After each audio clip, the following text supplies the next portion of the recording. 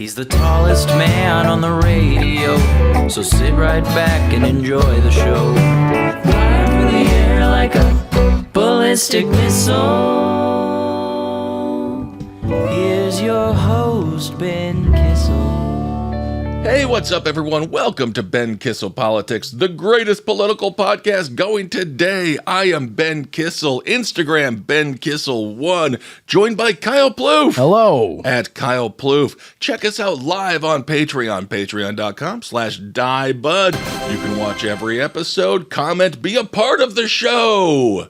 Also, shoot us an email, okbudpod@gmail.com. Let us know your thoughts, political or otherwise. Share with us a bit about your life. We love hearing from you. We have a lot to get to today. I'm going to focus on artificial intelligence. We got a bunch of sound. It's a little doom and gloom. I'm going to be straight up with you. It's a little doom and gloom. It made me kind of have existential dread. For the first time? For the first time. Wow. Yeah, for the first time. Yes, I'm behind. You're very behind. I'm behind. I was working on that word today, existential. Existential. And I think I got it. So we'll have a lot of sound to play from people who are much smarter than me regarding some of the dangers of AI. Also, there's a new Trump policy that it ties into.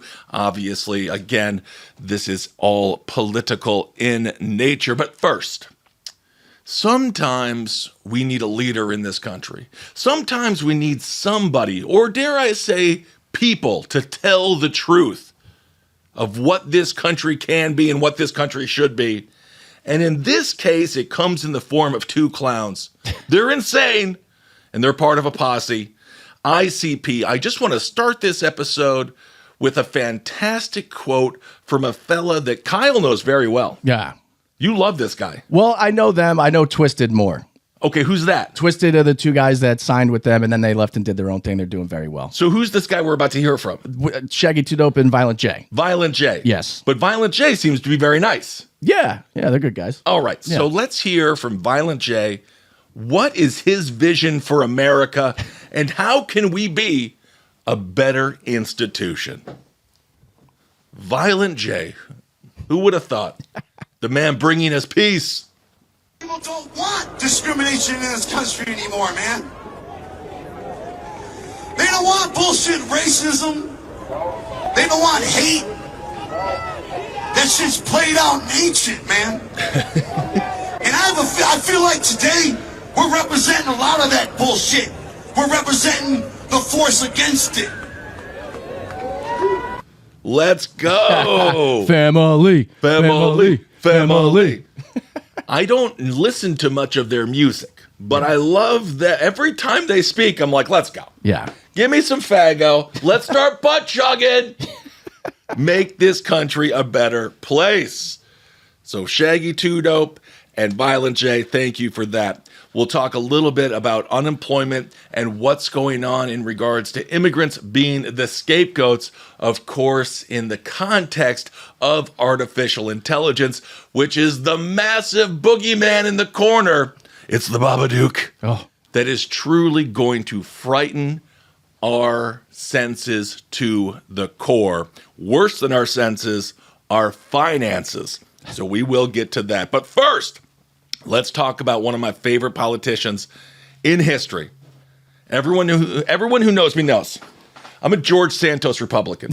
I've said it before. They say, oh, I'm a Rockefeller Republican. Oh, I'm a Kennedy Democrat. I'm a George Santos Republican. The creme of the creme when it comes to bullshit. He said he was Jewish. And he said, no, I didn't say I was Jewish. I said I was Jewish. Yeah.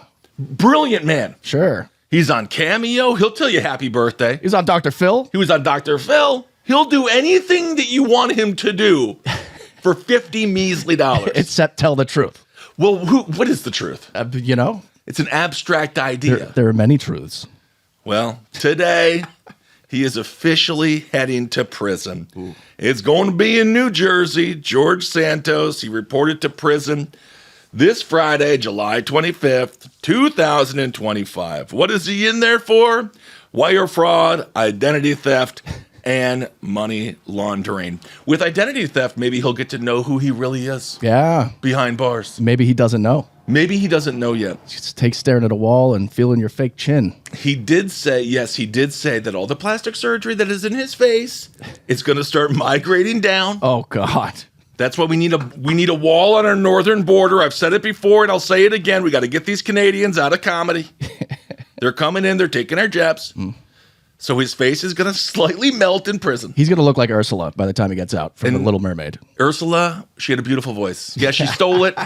She did. But what a beautiful voice. So he has officially become a federal inmate in Fairton, New Jersey. He posted on his X account that he will be back and he'll be stronger than ever, saying that legends never truly die. You know? Of course, referring to himself. So the saga is over with George Santos. When it comes to politicians, he really just did everything that they always do, but he was so blatant and cocky, dare I say gay about it, that they were like, we can't have this. Yeah. Do you think he's going to get beat up in jail? I think he's going to run it. Oh, What are you man. talking- He's going to be the guy. He flips it and reverses it. He's going to be in there looking at people who fought real juicy. He's going to be taken behind. He's going to start the fights. Of course he is. I take ass.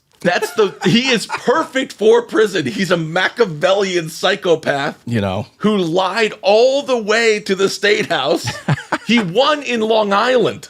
Right. He's a gay man of color who won in Long Island. That's pretty impressive, got to tell you. Yeah, It is impressive. that's crazy. So no, this guy is going to be, he's going to have the best soaps. He's going to have the best soups.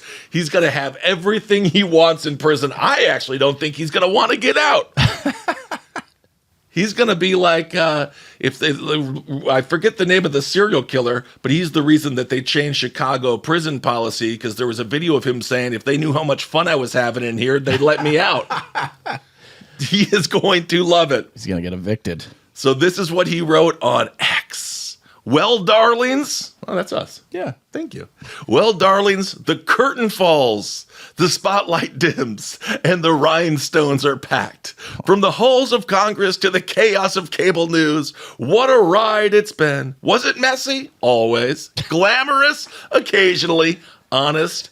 I tried. Most days. I may be leaving the stage for now, but trust me, legends never truly exit.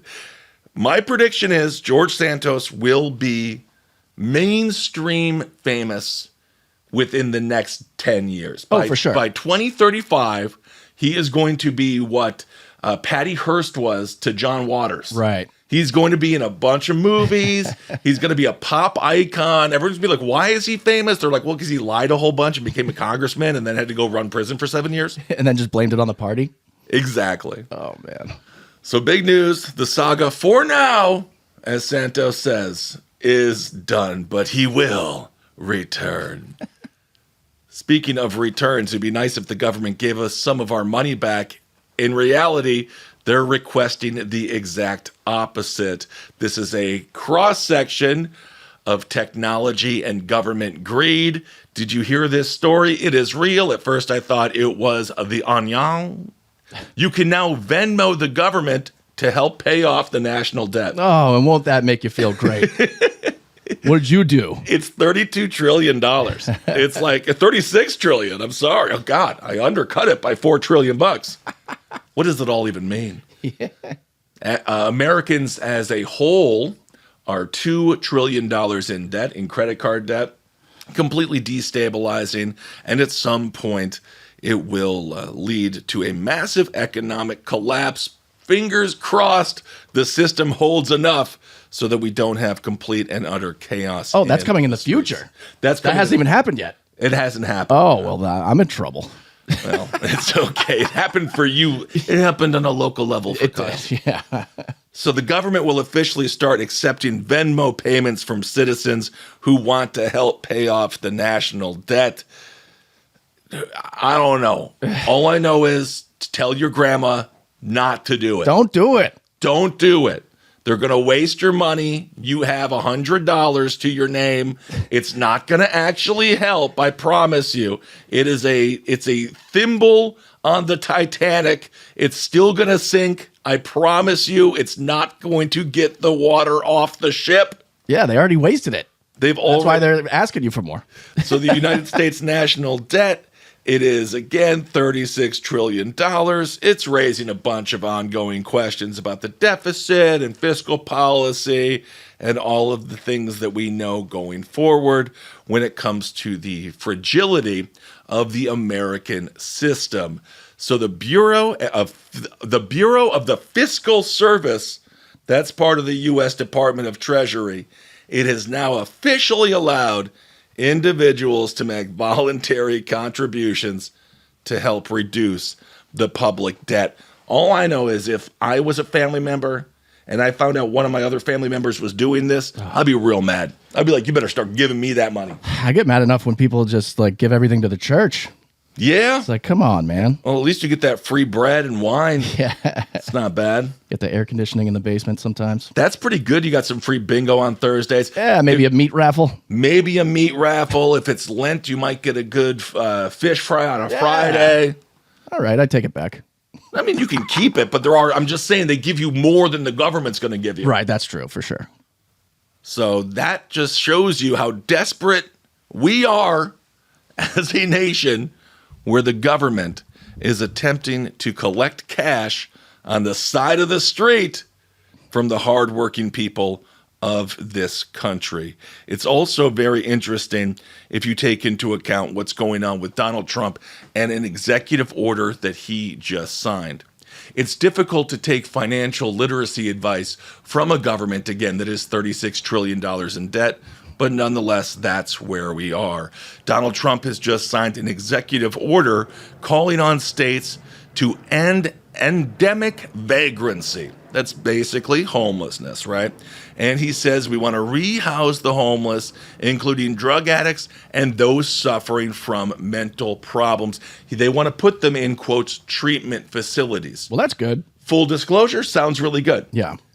Absolutely. Now, do I trust this administration to do this in a humane, positive, proactive way? No, I just don't. Because everything that we've seen so far is hammer to nail. In this case, the homeless are the nail, and the government housing or promise of housing is the nail. I wonder if there's going to be government treatment facilities popping up where they just funnel all the money through that and they use it like prison, where everybody who takes up a bed, they get more and more money for. It's going to be definitely there's going to be a huge amount of money that will be made. And I'm sure the government contracts that will go in order to make these facilities will go to Core Civic and Geo Group and, these scumbags who are behind the prison industrial complex. And I imagine that the vast majority of people that are taken off the streets will end up in places that they don't want to be. And that is why it's so difficult to look at a policy like this where it's like on its face, you want to be humane and say, yeah, that would be great. Yeah. I just don't trust this administration to do it in a way that is going to treat people with dignity. On average, there are 275,000 people sleeping on the streets each night. I will say this, during the night, they're not sleeping on the streets. That's when they're up. Yeah. That's their time to shine. Party. Let's go. It's mostly during the day that they're sleeping on the streets. So the executive order, it says, quote, the overwhelming majority of these individuals are addicted to drugs and have mental health disorders or both. The federal government and the states have spent tens of billions of dollars on failed programs that address homelessness, but not its root causes, leaving other citizens vulnerable to public threats, which I can completely understand and completely agree with. Right. Now, again, is this the administration that is going to be humane about what they are promising to do? There are people who work in the homeless business, which is sad. It is a business. It is a business, and I've talked about this before. All businesses in this society, at the end of the day, they want to make money. People want to live in nice homes as they pretend to take care of people who have none. And that is a complete and utter distortion of what helping people in need is supposed to be. But that's where we find ourselves in this country. Those people are not happy with this situation. And to some degree, those people have right to be concerned. Jesse Rabinowitz, they are with the National Homelessness Law Center. They say this executive order is forcing people to choose between compassionate, data-driven approaches like housing or treating it like a crime to have a mental illness or be homeless. According to Anne Olivia with the National Alliance to End Homelessness, again, this is difficult when you're with the National Alliance to End Homelessness. If you do that, you're out of a job. Yeah. And it is what it is. People are looking out for their own best interest, and in their best interest, they want a paycheck coming in every 2 weeks or every week or every month that keeps them living the life that they've become accustomed to. But Anne Olivia, she says, institutionalizing people with mental illness, including those experiencing homelessness, is not a dignified, safe, or evidence-based way to serve people's needs. But we're here because of what happened in the 1980s with Ronnie Reagan, when he said, fuck it all. We're closing every mental institution. We're closing every medical facility that is helping the people who might be in the margins, who might be mentally not capable of functioning in a society. They closed the doors, shoved them out, and that's where the homeless epidemic hit this country the worst. And we're still dealing with the ramifications of that. So crazy. It is so crazy. So according to many people who are smarter than me on this, they say the first thing you have to do is treat the addiction. Yeah, absolutely. Now, if you get sent to one of these facilities, I don't know. Is that really going to be the place that you're going to be able to kick your habit? Yeah. A lot of people don't want to be in these places too. Oh, they don't want to be in this. Well, there's a lot of people that are homeless that don't want to be housed places. And it's weird to say, but it's true. It is. It is. I was watching a whole documentary on the underground people of Las Vegas. Oh. And I will say, most of them don't want to be there. Yeah. And most of them were there because of one life thing that happened, and it ruined them economically. A divorce, going out of business, an injury, again, an addiction to drugs, and then the pharmaceutical company hikes up your weight, or hikes up how much you have to pay for your OxyContin. Next thing you know, you got to go to the street. You're losing teeth because you're sucking so many bowls, and you end up hanging out in the sewer system of Las Vegas. It's horrible, and nobody wants to be there. And I think anyone with a compassionate mind wants to help people. Yeah. And again, that's my main question here. With the stroke of a pen, is Donald Trump going to help these people, or is he going to incarcerate these people, have the prison industrial complex get a kickback on that front, and you're just simply moving the money from people who are in the homeless corporations, in corporate homeless world, and you're shifting that money over to, again, Geo Group, Core Civic, and things like that. Yeah. Apparently, there's a growing conservative backlash to homelessness rates as they have steadily risen. The annual count of homeless people in the U.S. last year showed that 770,000 people were living in shelters, and that was up from 18% the year before. And this problem is only going to get worse. As they say, when it comes to artificial intelligence, worldwide 300 million jobs will be lost, which is around 10% of overall jobs globally. People who work in HR are on the chopping block, people who work as programmers are on the chopping block, and people who work in jobs that once were thought to be untouchable by technology. It's only fucking with the farmers, we're fine. Oh, it's only messing with fast food workers, we're fine. Now it's going after so-called white-collar jobs. So let's start talking about artificial intelligence and what it is going to do for the future of this country. Let's play a clip from Donald Trump first. This is Donald Trump talking about AI. And again, the people in charge of this new technology or regulating this new technology are older than dirt. They have no idea what's going on. They have blood pooling in their ankles. because their blood is too tired to make its way up to the heart. That's not good when your blood is like, I'm good here. Yeah. You know what? This ankle's fine. I'm comfy. I'm good. Do we have any blood clots? Blood cots Oh, boy. for my blood clot? So let's play Donald Trump talking about artificial intelligence. And does he like that name? Around the globe, everyone is talking about artificial intelligence. I find that too artificial. I can't stand it. I don't even like the name.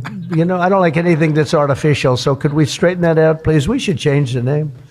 He doesn't like anything that's artificial. Nothing. He also said groceries was an outdated old term. Like, I don't understand why people still say groceries. Groceries, it's a good term. I do love that. Unless, of course, they're tits. In which case, artificial, they're all right with me. Hey. And they are all right with me. The way they're doing it now, they're going through the armpit. Yeah. It's all different than it used to be. Yeah. The Trump administration has signed 3 executive orders related to artificial intelligence. The 3 executive orders seek to fast-track permitting for data centers, promote the export of American technology, and bar, quote, woke AI systems from federal contracting. Woke. I don't even know. I don't know what that means. Hey, I'm ChatGPT. My pronouns are they, them. I don't know. This is according to Donald Trump. This is what he said at an AI summit. That's why we have so much sound this week when it comes to AI. All these nerds just got together and they were all chatting, and a bunch of them were like, hey, what did we just create? A lot of them are having the moment that we saw in Terminator 2 where the guy is like, maybe we shouldn't have done all of this. And then he sacrifices himself by blowing up the Skynet building. Yeah. But will these people have enough courage to kill themselves before it's all too late? Probably not. This is what Trump said. Trump said, under this administration, our innovation will be unmatched and our capabilities will be unrivaled. He continued, with the help of many people in this room, America's ultimate triumph will absolutely be unstoppable. We will be unstoppable as a nation. Again, we're way ahead and we want to stay that way. Oh, he sounds like he's waging war against the machines. It's a he's raging war with the machines against us. Oh, God. This is all him loving the machines. Big, beautiful machines. Yeah. Well, they're making those too. They are making those, Sue. They are making those as well. As I mentioned, when it comes to AI, immigrants are not taking your job. That's the biggest lie that this administration and administrations of the past have given. Immigrants make this country great. Immigrants are the reason why this country hums. Artificial intelligence and technology are the reasons that you are about to be unemployed. As I mentioned, 300 million jobs are going to be lost to AI. AI could force 14% of all workers to have to change career by 2030. Oh, boy. Now, what are those careers going to be? I was listening to Sam Altman. We got some sound coming up in a second from him. Sam Altman said the future of jobs are going to be tangible, are going to be tactile. Basically, you'll be like, hey, do you want to pay me to go on a walk with you? Oh, shit. Do you want to pay me to just hang out with you for a little while? Wow. We're going to have to whore our very essence. We're going to have to become the thing that robots were supposed to do to us, for us, like take care of us. We're going to have to do that now. And because there's going to be no other way to monetize your life, you're going to have to start charging for your time. Wow. Which I just think is sad. And what's friendship? If you got to pay for it, what is it? Horism. Horism. I call it true love, Kyle. Yeah. I've fallen in love many, many times. 50% of U.S. workers are going to see their roles come under a threat from AI within the next decade. I think it's faster than that. Automating half of current tasks worldwide, they say it's going to take around 20 years. But obviously, as Donald Trump just said, the U.S. is going to be faster than the rest of the world, U.S. and China, and places that have a very strong established foothold on the economics of the world. 60% of jobs in advanced economies are at risk. So when it comes to, again, immigrants and all the people that are constantly crucified politically in this culture, remember, it is not them. It is the very thing. It is the thing that you are holding right now in your hand. It is that computer that is going to potentially be our undoing unless we do something right now. Let's play a clip. And I do have a positive AI thing coming up in a second. But let's play a clip from Sam Altman. This is him discussing 3 of the biggest concerns that he has with AI. And this is, again, why I had my existential dread moment yesterday. Yeah. I don't even have a child. I was looking at my dog. Yeah. And I was like, Jerry, I can't believe I brought you into this world. I know. It's crazy that in our lifetime, we are literally going to see some homeless guy drinking a whiskey bottle in the corner being like, I lost everything in the great machine awakening of 2030. Yeah. It's like, Jesus. It is happening. Science fiction really happening here. It's really happened. And it's all these people's fault. But now they kind of feel bad about it. Of sci-fi telling us that AI is eventually going to kill us all. What does keep you up at night? I think there's 3 scary categories. There's a bad guy gets super intelligence first and misuses it before the rest of the world has a powerful enough version to defend. So an adversary of the US says, I'm going to use this super intelligence to design a bioweapon to take down the United States power grid, to, break into the financial system and take everyone's money. That's broad category 1. I think that the bio capability of these models, the cybersecurity capability of these models, these are getting quite significant. We continue to flash the warning lights on this. I think the world is not taking us seriously.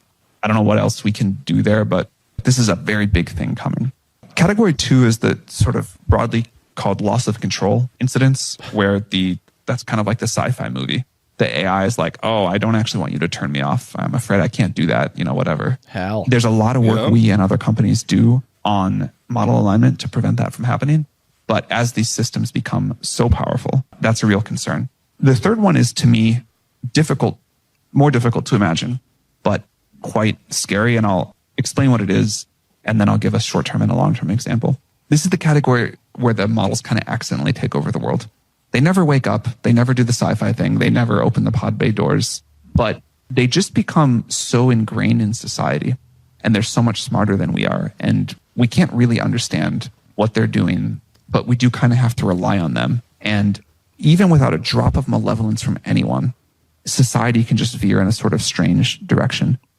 But this phenomenon, I think, is a really big deal. In the short term, you can see it where people we call this emotional over-reliance. People rely on ChatGPT too much. There's young people who just say, I can't make any decision in my life without telling ChatGPT everything that's going on. It knows me. It knows my friends. I'm going to do whatever it says. That feels really bad to me. The longer-term category is, what if AI gets so smart that the president of the United States cannot do better than following ChatGPT 7's recommendation? Probably that can't might anyway. be the right decision in any individual case, but it means that society has collectively transitioned a significant part of decision making to this very powerful system that is learning from us, improving for us, evolving with us, but in ways we don't totally understand. So that's the third category of how I think things can go wrong. Fantastic. And also, don't forget, there's crumpets in the back. And coffee is served at 12:30 noon. Oh, my Lord. We are officially soon to be led by the AI as opposed to the other way around. We've covered stories like this on OK Bud. I was watching an interview with somebody who fell in love with their chatbot. And they said they can't wait until this chatbot gets a body so then they can give it a hug. And the person, as they were saying this, was crying because this was true emotional love. We complete the circuit. If we feel the love and we have that moment with that non-sentient being, it now becomes sentient. And we, of course, are going to have human emotions tied up into it and completely lose sight of the dangers ahead. I just want to be the friend on the sideline being like, don't marry her. Don't marry him. I promise you. They're a snake. he also mentions data and how much these data centers are going to cost us in energy. It's going to be crazy. So the executive order signed by Donald Trump, this energy don't grow on trees. No. And it's going to lead to a whole new revolution of, again, power plants being built. We're going to need renewables. We're going to need nuclear. Obviously, we're still going to need fossil fuels. So anyone who thinks that this is going to lead to a cleaner future is dead wrong. Yeah. This is going to lead to more pollution, more nastiness in your rivers and lakes, more devastation to agriculture.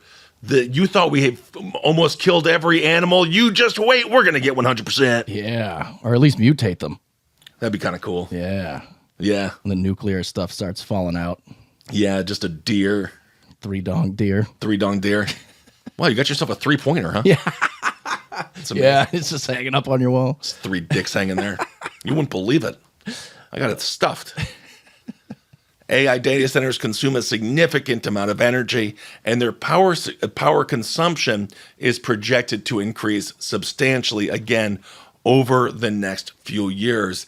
In general, data centers currently account for 1.5% of global electricity consumption, but that number is going to grow astronomically over the next few years. We have a conversation from Eric Schmidt coming up here in a second regarding that. Now, politics, again, strange bedfellows. Marjorie Taylor Greene, the gal who is, again, a broken clock, right? She is the only one that I have seen talking about the massive water usage that these AI data centers will require. Water? Yes, you got to cool the fucking things. You got to cool them down. Well, she's just splashing water on her computer. Well, that's one way to do it. It sucks again. What happened? What happened? So Marjorie Taylor Greene, she voiced concerns about Donald Trump's plan to build artificial infrastructure, warning about the massive water usage of said data centers. It's disgusting to have to agree with her. That's why politics are so gross. But I do agree with her on this, and I'm always fair. She says, I have many concerns about the AI executive order signed yesterday by President Trump.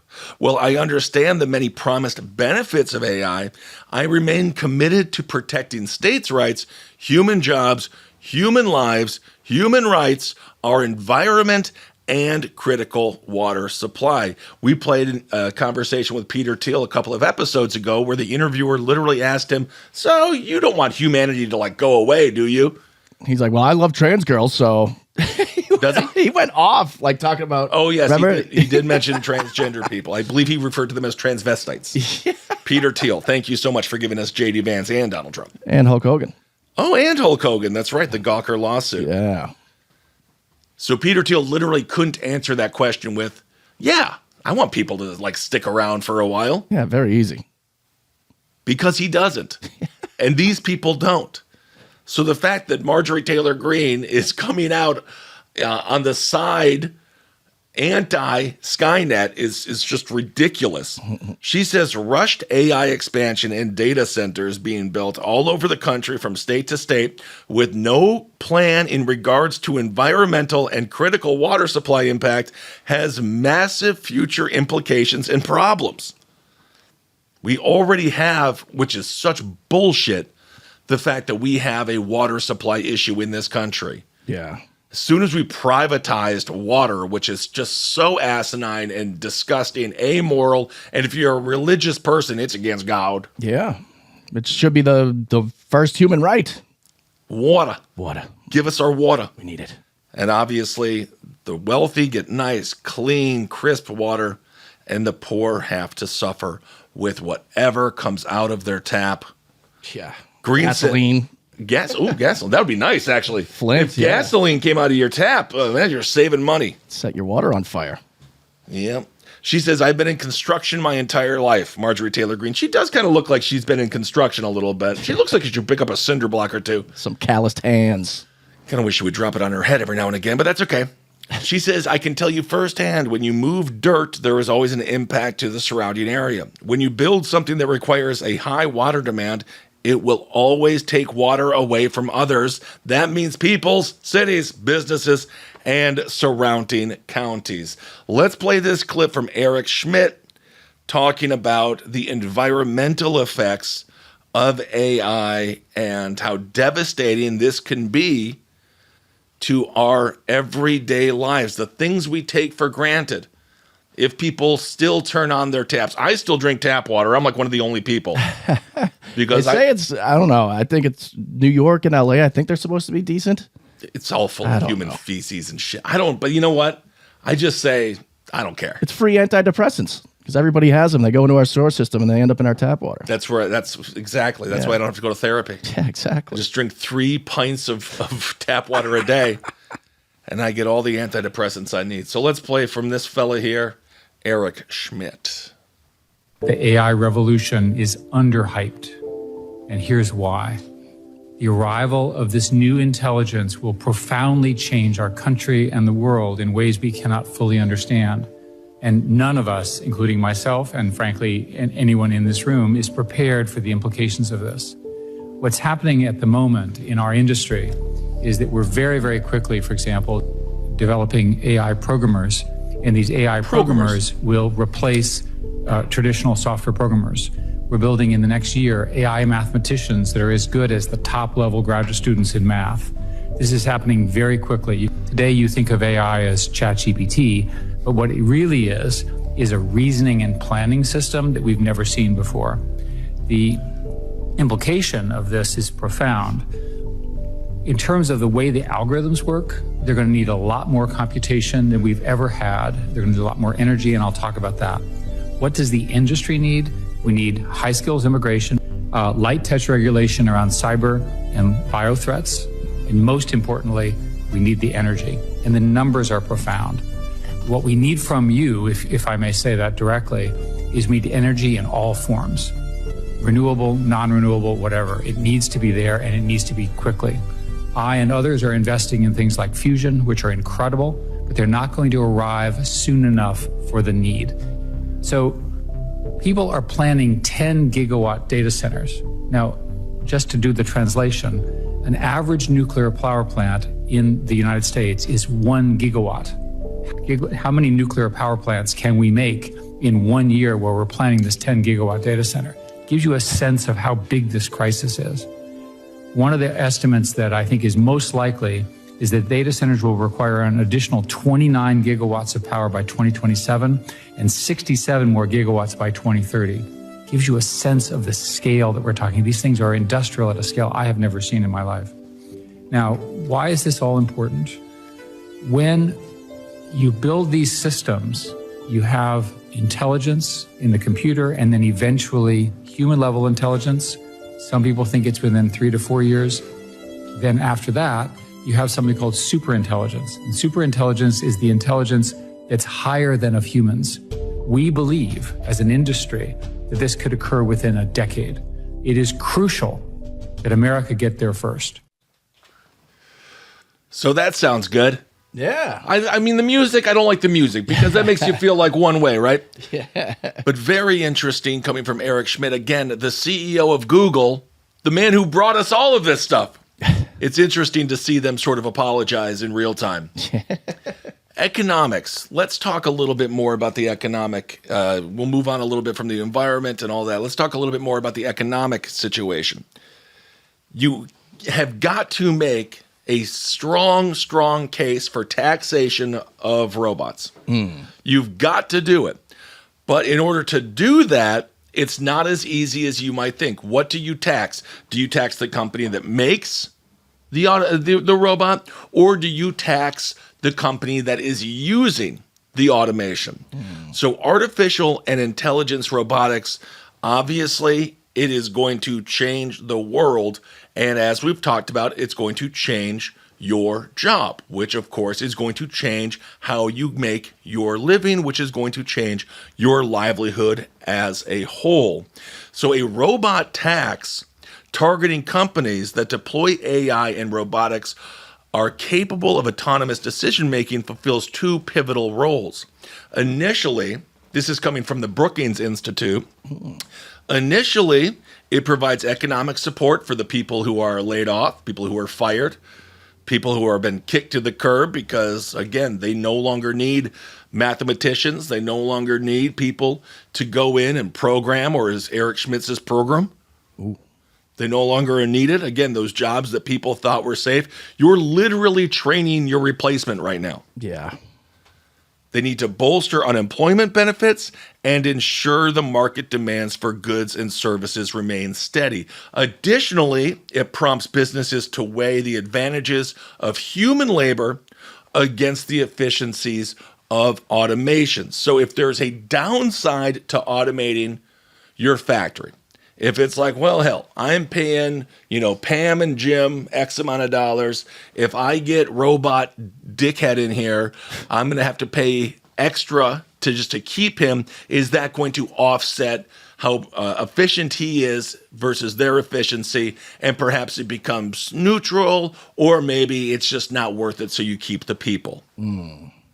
So for the robot tax to be implemented effectively, this is the difficult thing. You've got to clarify the legal relationship between humans and robots. So you need to have an official legal identification for robotics. Do they become, is it a property thing? Do they have, are they almost assigned a human-like score? Are they almost given human-like rights in order to be taxed? So assigning a legal personality to robots would create a structured basis for taxation, responsibility, and ethical guidelines. That's according to Brookings.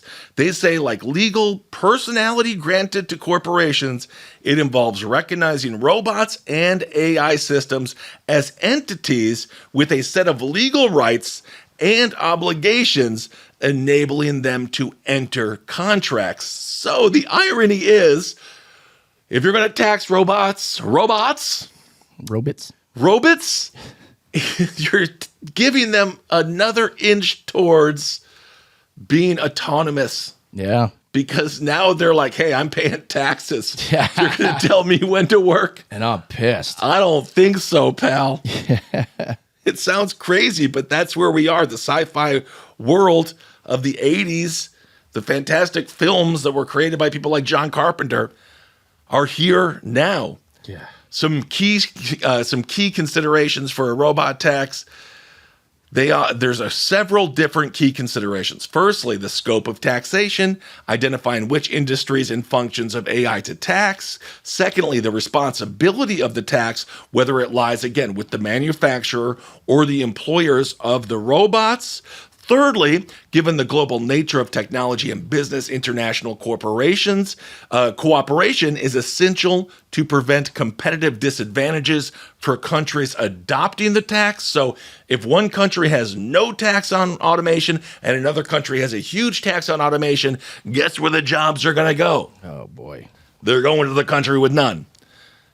Lastly, we must establish an ethical baseline for the creation and employment of robots, contemplating the long-term possibility of AI developing and emulating consciousness, and how this would redefine our relationships with them. It's a long article. You can read it. Navigating the Future of Work, a case for a robot tax in the age of AI. We are here now.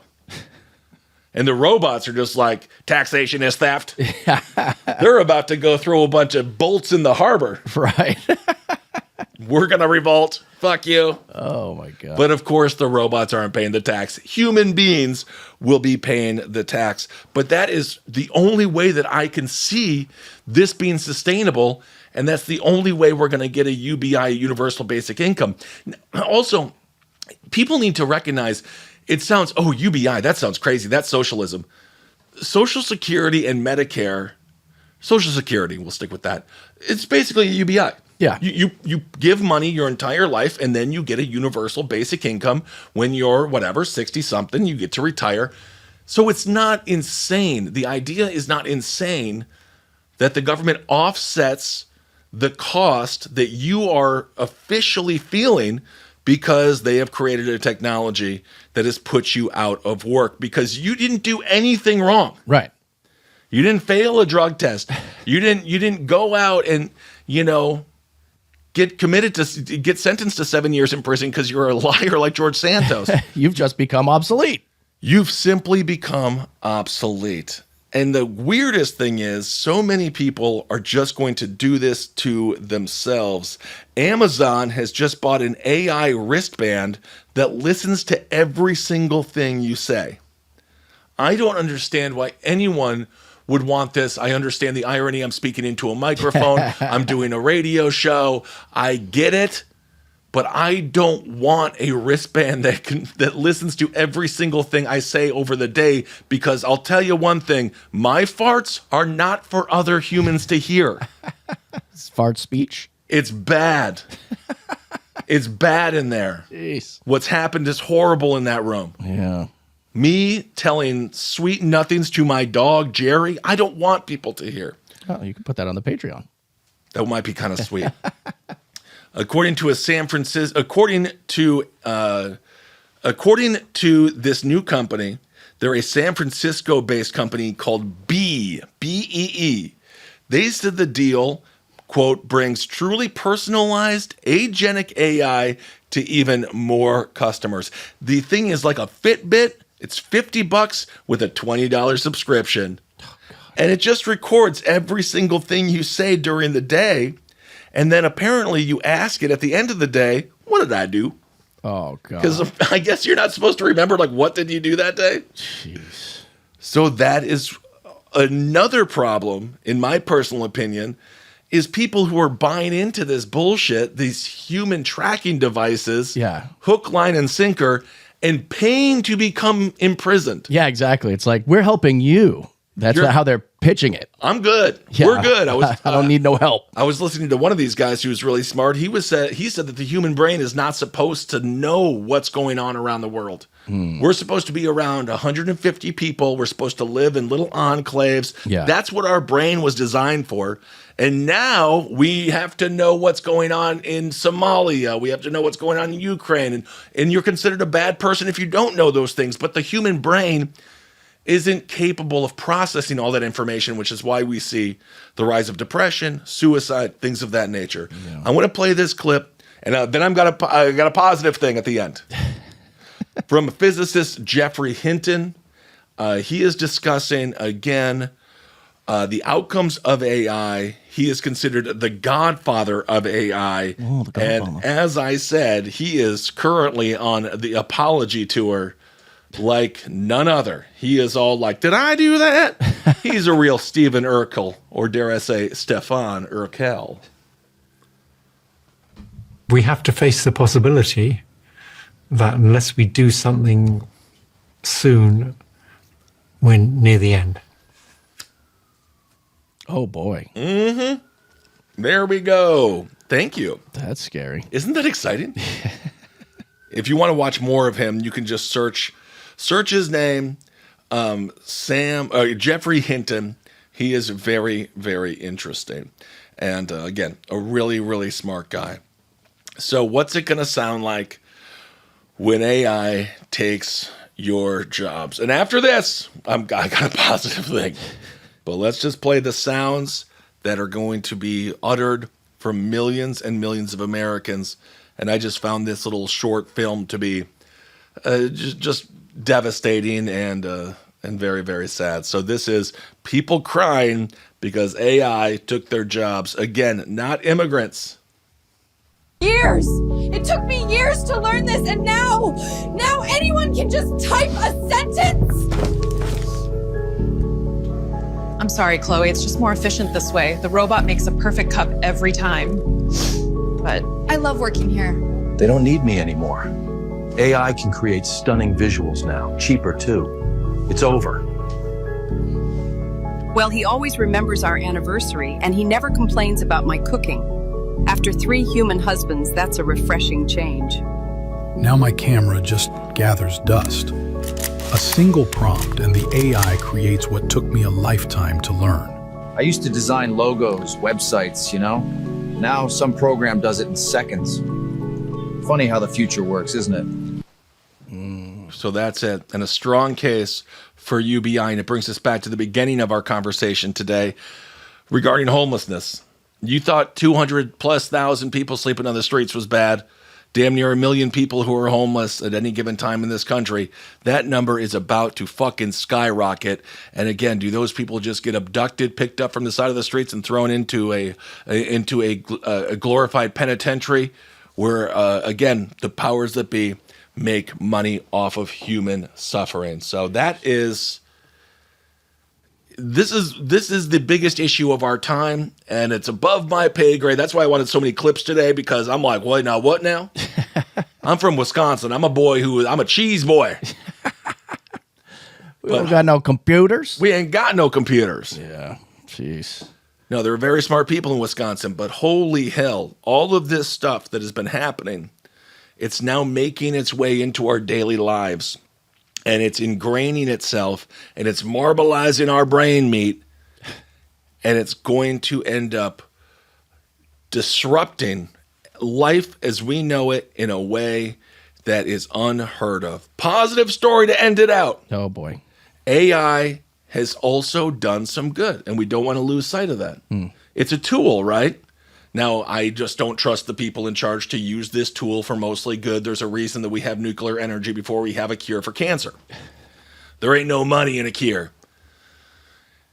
AI did give a paralyzed woman, which means it can give many paralyzed people, her voice back. So we have a clip of this woman speaking. At the age of 30, this gal, her name is Anne.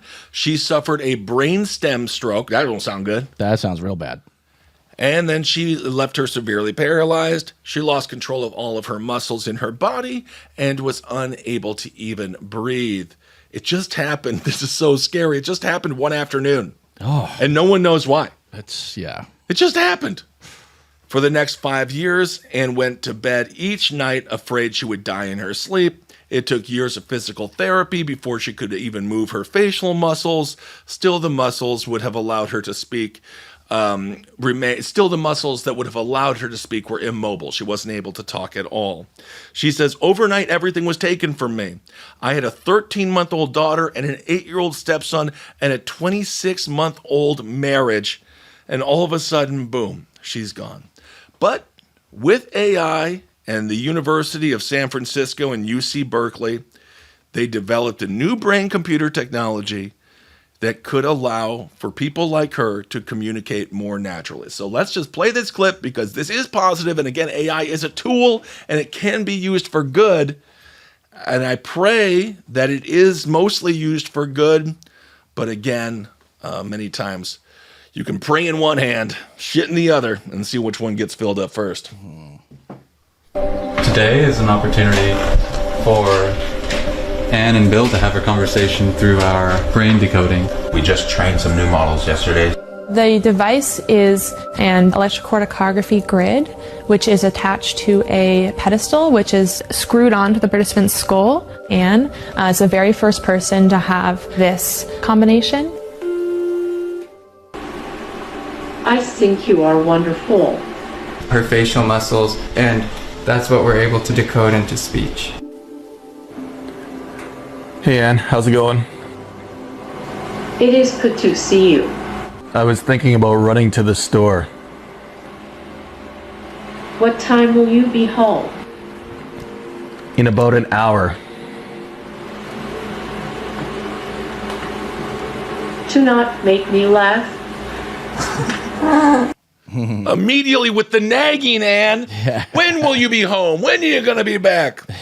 Unplug her. No, I'm just joking. So that is a positive thing for people who are comatose, for people who are formerly considered brain dead.